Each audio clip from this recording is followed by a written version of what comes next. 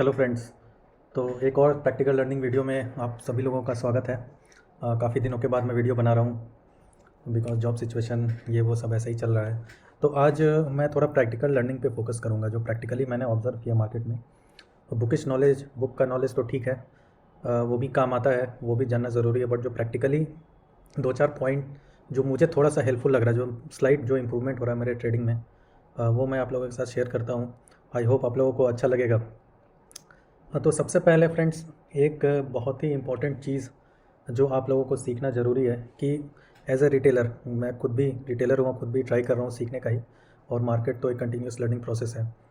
तो सबसे बड़ी गलती जो अ, हम लोग ऑब्ज़र्व कर रहे हैं, या जो ऑब्जर्वेंस है हमारे लिए, वो है कि मेरे हिसाब से मेरा ये प्रैक्टिकल एक्सपीरियंस है, मेरा ये, मैं भी दूसरों लोगों के लिए काम करता हूँ, बट जो ब्रेकआउट ट्रेडिंग है ना, उसमें 90% ऑफ द टाइम रिटेलर फंस रहे हैं। अब मैं इशू बताता हूँ ब्रेकआउट ट्रेडिंग के साथ। थोड़ा सा मैं जो बुक में जो कॉन्सेप्ट्स एक्सप्लेन है, बट प्रैक्टिकली क्या डिफिकल्ट आता है, मैं ये भी आपको समझाता हूँ।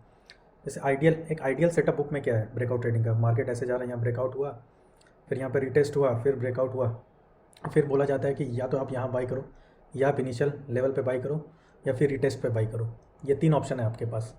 अब ये आपके एक्सपीरियंस पे डिपेंड करता है, आपके ट्रेडिंग नेचर पे डिपेंड करता है, आप कहाँ पे बाई करोगे। तो आई होप मैं फिर से एक बार एक्सप्लेन कर देता हूँ। फर्स्ट मिस्टेक जो जो मेरे ट्रेडिंग में मुझे ऑब्जर्व हुआ है, वो ये है कि ब्रेकआउट ट्रेडिंग, इनिशियल लेवल पे मैं ब्रेकआउट ट्रेडिंग ही करता था। किसी लेवल का ब्रेकआउट हुआ, और चूंकि ब्रेकआउट होता है तो एक अच्छा ग्रीन कैंडल बनता है, तो समय लगता है कि ट्रेड छूट ना जाए। एक ग्रीड का भी रहता है कि लेते लेते छूट ना जाए, अभी ले लेता हूँ। तो उस चक्कर में या तो यहाँ बाई कर लिया, या फिर रिटेस्ट पे बाई कर लिया, या फिर यहाँ पर रिटेस्ट करके जा रहा है और हम बाई कर लेते हैं। और आप ऑब्ज़र्व करोगे कि 90% ऑफ द टाइम ये फेल होता है, ब्रेकआउट ट्रेडिंग फेल होता है। और इवन सक्सेस भी हो तब भी हम उसका फुल यूटिलाइजेशन नहीं कर पाते हैं। क्यों नहीं कर पाते हैं? क्योंकि अगर आप ब्रेकआउट पे ले रहे हो, मान लो यहाँ पे ब्रेकआउट हुआ, तो लॉजिकल एसएल क्या होना चाहिए? लॉजिकल एसएल स्विंग लो के नीचे होना चाहिए। अब आपने मान लो यहाँ पे बीच में कहीं इंटर किया, क्या आप इतना एसएल लेने के लिए रेडी हो? पहला क्वेश्चन ये है। पहला क्वेश्चन है, क्या आप इतना लंबा एसएल लेने के लिए रेडी हो? सारे सिचुएशन में, मोस्ट ऑफ द सिचुएशन में क्या होता है कि हम इतना बड़ा एसएल लेने के रेडी तो नहीं होते, लेकिन हम पोजीशन में इंटर ज़रूर कर लेते हैं बेस्ड ऑन आवर ग्रीड। तो उससे क्या हो रहा है कि मार्केट रिटेस्ट करता है। अब रिटेस्ट बुक में तो है कि आइडियली यहाँ पे आएगा, रिटेस्ट डीप होता है, मान लो यहाँ तक हो, यहाँ तक आ जाए रिटेस्ट, या यहाँ तक भी आ जाओ, यहाँ पे एक हैमर बने तो यहाँ तक गया। इतना लेवल हम टॉलरेट नहीं कर सकते, एज ए रिटेलर हम टॉलरेट नहीं कर सकते, और हमारा एसएल हिट होता है, मार्केट ऊपर चला जाता है। आप लोगों के साथ ये हो रहा होगा, आप भी ऑब्ज़र्व करना। तो अगर मान लो जैसे ये चार्ट खुला हुआ बैंक निफ्टी का, ही बैंक निफ्टी पे ही बात कर लेते हैं। अब जैसे मान लो ये है, ठीक है, मान लो ये कोई लेवल है, कोई अच्छा लेवल है, मान लो ये लेवल है, ठीक है। यहाँ पे जब ये कैंडल बन रहा होगा तो लोग इंटर कर जाएंगे, क्योंकि बहुत ही एक लेवल पे है, इस लेवल पे जाके रिटेस्ट हो रहा है। थोड़ा सा चार्ट जूम इन कर लेते हैं तो और ज़्यादा अच्छा समझ में आएगा। मान लो ये एक लेवल है, ये एक हमारा एक लेवल है, ये एक रेजिस्टेंस लेवल है, ये एक रेजिस्टेंस लेवल है। अब इस रेजिस्टेंस लेवल पे मार्केट रिटेस्ट कर रहा है, यहीं पे आसपास घूम रहा है, तो बहुत हमें लग रहा है कि ये तो तोड़ ही देगा, और तोड़ के एटलीस्ट यहाँ तक जाएगा। ठीक है, तो कुछ लोग यहाँ पे इंटर कर लेते हैं, वो फंस गए। उसके बाद ये जो कैंडल बन रहा है, ये जो कैंडल बना है इतना ग्रीन, ये जो कैंडल बन रहा है, इस पर बहुत लोग इंटर कर लेते हैं, और उसके बाद मार्केट सीधा स्टॉप लॉस हिट करता है और नीचे आ जाता है। जबकि अगर आप देखोगे 5 मिनट के चार्ट में, ये कैंडल कितना बुलिश कैंडल है, और एक लेवल को बहुत ही अच्छे तरीके से ब्रेक किया। तो अब यहाँ पे इंटर कर लोगे तो आप एसएल कहाँ लगाओगे? फर्स्ट एसएल तो ये है, और सेकंड एसएल कहाँ है? यहाँ है। क्या आप इतना डीप एसएल प्लान कर सकते हो? देखो हुआ भी क्या, ऑब्जर्व आप करोगे अगर, तो मार्केट ये वाला एसएल तो हिट कर दिया मार्केट ने, ये स्विंग ब्रेक नहीं हुआ, मार्केट इतना करेक्शन हुआ, ऐसे गया और फिर ऊपर गया, और कुछ प्रॉफिट दिया आज के दिन में, हो सके डे चेंज हो गया हो, नॉट एन इशू। तो मेरा आप कहना यही है आप लोगों से कि आप खुद के ट्रेडिंग में ना ऑब्ज़र्व करो ये कि आपका ब्रेकआउट पे क्या सक्सेस रेट है, आपके ब्रेकआउट पे कितना आप सक्सेसफुली ब्रेकआउट ट्रेडिंग कर रहे हो। और अगर नहीं कर रहे हो तो मेरा फर्स्ट एडवाइस होगा कि आप ब्रेकआउट ट्रेडिंग थोड़े दिन के लिए बंद करो, और एक लॉजिकल स्टॉप लॉस देखो कि लॉजिकल स्टॉप लॉस कहाँ है। और एक व्यू बनाना भी बहुत ज़रूरी है। मेरे लिए, कि मार्केट ऊपर जाएगा या नीचे जाएगा प्राइस एक्शन को देखते हुए, और उसी के अकॉर्डिंगली आपको ट्रेड करना है। आई होप ये कॉन्सेप्ट आपका क्लियर हुआ होगा कि ब्रेकआउट पे ट्रेडिंग थोड़ा अवॉइड करो, क्योंकि उस पर आपको बेटर प्राइस मिलता है, ना एसएल प्रॉपर मिलता है, और लॉस हो जाता है हमारा बड़ा। ठीक है, तो आप इसको अपने ट्रेडिंग प्रैक्टिस में लो। दूसरा है पोजीशन साइजिंग। ये सब देखो, ब्रेकआउट ट्रेडिंग और ये सब सिंपल चीज़ें ना ग्लैमरस नहीं लगती। इंडिकेटर लगा रहे हो, ये वो कर लो, चार एनालिसिस करने में बहुत ग्लैमरस लगता है कि कुछ कर रहे हैं, बट जो बेसिक चीज़ें ना, पोजीशन साइजिंग आपको करना, आपको प्रॉपर एसएल रखना, ये सब बोरिंग चीज़ लगती है। बोरिंग चीज़ लगती है तो आदमी ध्यान नहीं देता, बट अल्टीमेटली इन बोरिंग चीज़ों में ही ना बेसिक कंटेंट छुपा हुआ है सक्सेसफुल ट्रेडर का। अगर आपका एसएल बड़ा हो रहा है तो आप जैसे मान लो 75 या 100 2 लॉट लेते हो, 3 लॉट लेते हो, तो आप उसके अकॉर्डिंग लॉट एडजस्ट करो। 4 लॉट लेते हो, मान लो अपना आप फिक्स एसएल कर लो कि मेरा फिक्स एसएल है 2000 रुपीज़, तो उसके अकॉर्डिंगली आपको पोजीशन साइजिंग करना है। जिस दिन बेटर प्राइस पे मिल जाए तो आप 4 लॉट ले लो, एसएल बड़ा हो रहा है तो 2 लॉट पे आ जाओ। ये करोगे ना तो इससे क्या होता है, पोजीशन साइजिंग से आपका लॉस फिक्स रहता है। लॉस आपको पता है सुबह से ही, क्योंकि लॉस पता है सुबह से, तो आपका दिमाग शांत रहता है, और रीटेस्ट हो, लॉस हो, प्रॉफिट हो, इससे कोई मतलब नहीं, आराम से आप पोजीशन लेके बैठे रहते हो। लेकिन जहाँ पे आपका 2000 का लॉस बेरिंग कैपेसिटी, आपने 10 लॉट ले लिया, एसएल है 50 रुपये का, तो इसमें इशू हो जाएगा आपको, आप होल्ड नहीं कर पाओगे प्रॉपर, उसके रिट्रेसमेंट को आप सह नहीं पाओगे, क्योंकि लॉस इतना M2M दिख रहा होगा कि आप टॉलरेट नहीं कर पाओगे। तो अगर आपको ट्रेड में टॉलरेट करना है, तो आपको लॉस जो है वो अपने हिसाब से एक फ़िक्स लॉस आपको पता रहना चाहिए। तो अभी तक का कंटेंट को मैं समराइज़ कर देता हूँ। पहला, ब्रेकआउट ट्रेडिंग आप अवॉइड करो, बिकॉज ब्रेकआउट ट्रेडिंग में ना आपको प्रॉपर प्राइस मिलता है, ना आपको प्रॉपर एसएल मिलता है, लॉस बड़ा हो जाता है। ठीक है, दूसरा पॉइंट क्या है आपको, इसके बाद कुछ और पॉइंट्स पे मैं आपको थोड़ा सा हाईलाइट करना चाहूँगा। दूसरा पॉइंट मैं थोड़ा सा हाईलाइट करना चाहूँगा कि आप मार्केट के बेसिक स्ट्रक्चर को सीखो।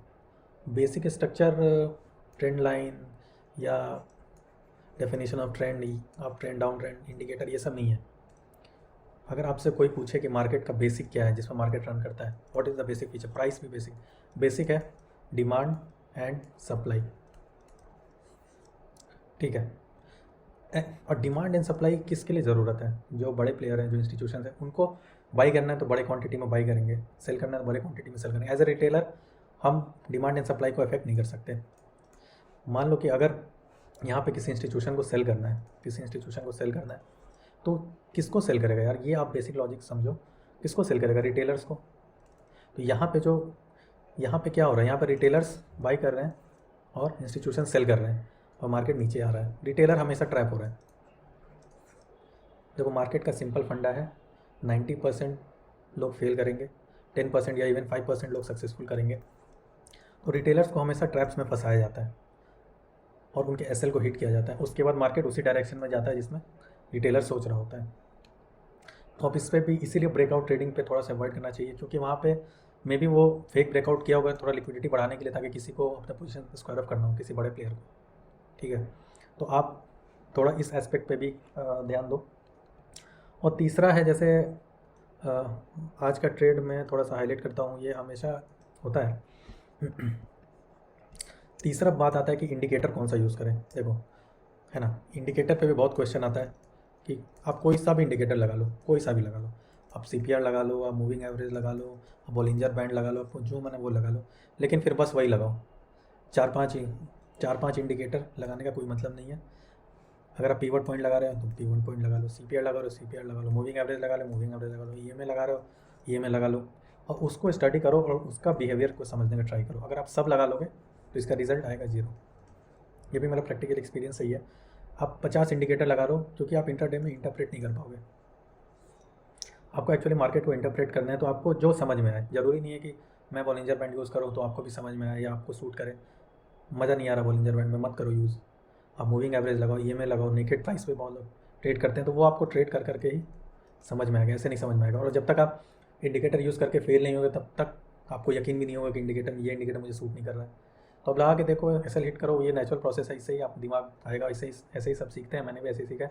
पहले मैं भी 50 इंडिकेटर लगा के रखता था, धीरे धीरे कम होते जा रहा है। अब देखो ये सिंपल क्या लगा हुआ है, ये पिवट पॉइंट्स लगा हुआ है। और कैमरिला, आप secret of pivot boss Frank कोचा का एक बुक है, वो भी पढ़ सकते हो। उसमें normal CPR, pivot points, camarilla, ये सब पे काफ़ी अच्छे से डिस्कस किया हुआ है। तो मैंने जैसे R4S4 लगा दिया, अब मैंने कुछ नहीं लगाया हुआ। अब देखो R4S4 काम करता है कि नहीं। आज भी मार्केट क्या हुआ, और यहीं पे मैंने लगभग एग्जिट भी कर दिया था यहाँ पे अपने ट्रेड को। यहाँ पे जो मैंने यहाँ पे लगभग बाई किया था और यहाँ पे एग्जिट कर दिया, क्योंकि यहाँ पे R4 का रेजिस्टेंस था, तो मार्केट रेजिस्टेंस खाता। अब क्या ये हर दिन काम करेगा? नहीं करेगा। बट अब जैसे यहाँ पे कल भी R4 पे रेजिस्टेंस खा के नीचे आया है, यहाँ पे इसने R4 ब्रेक कर दिया। तो आपको ऑब्जर्व करना। अब मैं यहाँ CPR भी लगा लूँ, बॉलिंजर बैंड भी लगा लूँ, मूविंग एवरेज भी लगा लूँ, कुछ समझ पे भी नहीं आएगा। और 50 हर लेवल पे कुछ ना कुछ रेजिस्टेंस सपोर्ट दिखेगा ही दिखेगा। तो ये भी आपको कंट्रोल करना है कि आप इंडिकेटर अपने हिसाब से सूट जो भी कर रहा है आप लगाओ उस हिसाब से, ठीक है। और तीसरा होता है कि ऑप्शंस, जो भी तीसरा चौथा जो भी चल रहा है, ऑप्शंस का डेटा आपको इंटरप्रेट करना है। देखो ऑप्शंस का डेटा बहुत सारा डेटा है, एकदम बेसिक क्या है उसमें, ऑप्शंस के डेटा में एकदम बेसिक है कि अगर कॉल राइटिंग हुआ है, कॉल का OI इस लेवल पे है, मतलब 43,700 पे कॉल का OI बहुत है, तो कॉल सेलर्स आर ट्राइंग कि मार्केट इस लेवल से नीचे रहे। पुट का OI अगर मान लो इस लेवल पे है 43,500 मान लो ये, तो पुट सेलर्स आर थिंकिंग कि मार्केट ऊपर रहे। बस ये सिंपल फंडा है कॉल ऑप्शन पुट सेलर्स का। अब मार्केट में आप देखो मार्केट में हो क्या रहा है। जैसे आज मैंने ऑब्जर्व किया, ये आज का ही ऑब्जर्व, और यही सब आपको ट्रेड में बने रहने के लिए कॉन्फिडेंस देगा। मैं 3 मिनट के चार्ट पे ट्रेड करता हूँ। तो फर्स्ट और मैं पर्सनल आपको बता रहा हूँ कि मैंने ओवर द जो भी 10-12 महीने जो भी टाइम मिलता ट्रेडिंग करता हूँ, फर्स्ट हाफ में जब मैं ट्रेडिंग करता हूँ ना, तो मैक्सिमम मेरा लॉस होता है। सेकेंड हाफ में मेरा एक्यूरेसी बेटर है। तो ऑल्दो लालच या आप कह लो ग्रीड तो आता है कि मार्केट स्टार्ट हो वहीं पे चालू हो जाए, ये भी आपको कंट्रोल करना होगा। मेरे से भी कभी कभी नहीं रहा जाता। फर्स्ट टाइम मैं मार्केट खोल लिया 10 बजे, लगता है यार एक पोजीशन बना लूँ, बट ये रियलाइजेशन मुझे ट्रेडिंग लेते के ही हुआ है। तो कोई कहेगा तो आप मानोगे नहीं। आप अपना देखो कि आपका क्या रिकॉर्ड है। फर्स्ट हाफ में बेटर आप कर पाते हो ना, मार्केट खुलते ही 9:30-10 बजे, या फिर सेकेंड हाफ में करते हो, ये प्योरली आपका डिस्क्रिप्शन है, मुझे इस पर कुछ भी कहना नहीं। ये सब पर्सनल एक्सपीरियंस है, इसीलिए एक्सपीरियंस जो है ट्रेडिंग में बहुत मैटर करता है। कोई आपको सिखा नहीं पाएगा ये सब चीज़ें, ये सब सेल्फ रियलाइजेशन वाली चीज़ें हैं। तो मेरा खुद का ऑब्जर्वेशन अभी तक जो मैंने किया कि मार्केट, क्योंकि मैं टाइम देता हूँ 11-12 बजे तक सेटअप हो जाता है, उसके बाद मैं देखता हूँ क्या चल रहा है। जैसे आज था, ऑल तो मुझे पता है कि R4 एक अच्छा रेजिस्टेंस है, मार्केट नीचे आएगा, फिर भी मैंने सेल नहीं किया, क्योंकि फर्स्ट हाफ में मुझे कॉन्फिडेंस नहीं रहता ज़्यादा। और मार्केट नीचे आया भी, रुक रुक के नीचे आया। रेंज ब्रेकआउट वाले क्या करेंगे कि ये सुबह का रेंज ब्रेकआउट हुआ, यहाँ पे शॉर्ट सेल कर दो। बट इसमें क्या इशू है, अगर आप मान लो ये रेंज था, ठीक है, सुबह से मान लो ये रेंज में चल रहा है, और ब्रेकआउट ट्रेडर क्या करेंगे, यहाँ पे ब्रेक किया तो यहाँ सेल करना है, या आप यहाँ सेल करोगे तो आपका SL क्या होगा, स्विंग लो के ऊपर होना चाहिए या फिर इसके ऊपर होना चाहिए, एटलीस्ट मिनिमम तो यही होना चाहिए। ये क्या लेवल है, ये है अराउंड 340 वाली सा लेवल होगा, ये है 450 का लेवल, 400 के ऊपर ही है, 100 पॉइंट का SL। भाई ब्रेकआउट ट्रेडिंग तो यही कहता है ना कि आप ब्रेक करो तो यहाँ शॉर्ट सेल करो, ठीक है, ये कहता है। बट क्या आप इतना बड़ा SL टॉलरेट करने का आप में कैपेसिटी है? इसीलिए जब भी आप ट्रेड लोगे आप टेंशन में रहोगे। दूसरा होता है कि यार रिटेस्ट करने दो, रिटेस्ट पे शॉर्ट करते हैं। रिटेस्ट हुआ, यहाँ पे रेड कैंडल भी बना, ऐसे जा रहा था, आपने यहाँ शॉर्ट किया, मार्केट आपका SL हिट कर दिया। तो बुक में तो लिखा है कि रेंज होगा, रेंज का ब्रेकआउट होगा, फिर रिटेस्ट होगा, फिर ऐसे जाएगा, नहीं गया। तो बुक में जो भी दिया वो ठीक है, वो सब भी काम करे, बेसिक वही है, बट आपको अपना दिमाग लगा के भी चलना है। तो इसी सब से मैंने सीखा है कि मैं ब्रेकआउट पे तो अब ट्रेड लेता नहीं हूँ। फर्स्ट ऑफ ऑल मैंने बंद कर दिया, क्योंकि मैं कभी कभी ले लेता हूँ, ज़्यादा ग्रीड हो जाता है, तो उसके बाद लेसन भी मिल जाता है उसी दिन। उसी टाइम मार्केट आपको लेसन भी सिखा देगा। अगर आप थोड़ा सा भी डिसिप्लिन से भटकोगे तो उसी टाइम आपको लेसन भी मिल जाएगा। तो फिर मैंने, अब देखो प्राइस एक्शन में यहाँ क्या करें, यहाँ पे अब देखो, आप सेलर और बायर की साइकोलॉजी समझो। बहुत सेलर आ रहे हैं, red red red red red, ये लेवल भी टूटा और सेलर भर गया है, रेड वॉल्यूम इंक्रीज, मतलब बहुत सेलर्स अवेलेबल है मार्केट में। अब सेलर्स अवेलेबल हैं, जिसने भी सेल किया उनका SL कहाँ तक है, यहाँ तक है। या यहाँ तक है। अब आप मानो कि मार्केट इनका एसएल हिट करने ज़रूर जाएगा, मार्केट सबको पैसा तो देगा नहीं,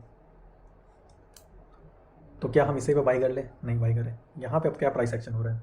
यहाँ पे जो प्राइस एक्शन मैंने देखा, यहाँ तक गया मार्केट गया, फिर सेकेंड टाइम मार्केट इससे ऊपर होल्ड कर रहा था, फिर मैंने यहाँ पे एंट्री ले ली। और आप अगर उस टाइम का ऑप्शन चेन पे भी देखोगे कि अराउंड 43,300 पे कॉल ऑप्शन ओपन पोजीशन दिखा रहा था, और 43,300 के आसपास ही मार्केट टहल रहा है बहुत देर से। तो जो भी कॉल राइटर है वो तो पैनिक में थे, वो तो पैनिक में थे कि मार्केट नीचे नहीं जा रहा है, यहाँ से एक्चुअल नीचे जाना चाहिए, और ये एक अपने ऊपर के रेंज में ही टहल रहा है। तो यही पैनिक आपको कैप्चर करना है। अब उसके बाद एक मूव आ गया ऐसे, ठीक है, इसी मूव को मैंने कैप्चर किया। और आप सिंपली आपको कुछ नहीं करना, बस ओपन इंटरेस्ट जो यहाँ पे सेंसिबल का चैनल या कहीं भी मिल जाएगा, यहाँ पे आप देखो घट के वो कितना हो गया, 43,300 का 400, ये सब 18 लाख 16 लाख, ये सब काफ़ी घट गया है। मतलब कॉल राइटर वहाँ छोड़ के भाग गए और पोजीशन स्क्वायर ऑफ की है, बस इसीलिए मोमेंटम आया मार्केट में, और कोई रीज़न नहीं था। तो आपको अब ये डेली काम करेगा? डेली नहीं करेगा काम। तो आपको बस बेसिक खोल के रखना है ऑप्शन का चेन का डेटा भी। अभी देखो कल के लिए क्या है, कल के लिए सबसे ज़्यादा कॉल राइटिंग 43,500 पे, उतना भी नहीं, 33 lakh is not a big amount, और इधर है 43,000 पे। तो दोनों साइड के लिए एक ये रेंज मोटा मोटी बना हुआ है। अब आपको देखना है कि कौन फंस रहा है मार्केट में, कॉल राइटर फंस रहे हैं या फुट राइटर फंस रहे हैं। जो भी फंसेंगे मार्केट एक मोमेंटम देगा, बिकॉज वो अपना प्राइस स्क्वायर ऑफ करेंगे। आई होप फ्रेंड्स ये कॉन्सेप्ट ऑफ ऑप्शंस का भी थोड़ा क्लियर हुआ हो। तो यहाँ पे मैंने 2-3 चीज़ देखा, मैं यही ट्रेड एक्सप्लेन करता हूँ। रेंज टूटा, मैं बहुत आराम से देख रहा हूँ, मुझे कोई दिक्कत नहीं है। रेंज टूटा, मार्केट ने नीचे मूवमेंट दिया, सेलर्स आ रहे हैं। अब मार्केट में क्या क्या भर भर के सेलर हैं यहाँ पे, आप देखो भर भर के सेलर हैं यहाँ पे। आप क्या है, भर भर के सेलर हैं, बहुत सारे सेलर्स हैं। तो मार्केट अगर रिवर्स करेगा तो इनका एसएल कहाँ का है, उनका पक्का हिट करेगा। अगर इसको नीचे भी जाना है तो इन सारे रिटेल ट्रेडर को नीचे जाकर प्रॉफिट नहीं देगा, पहले एसएल हिट करेगा फिर नीचे आएगा, ठीक है।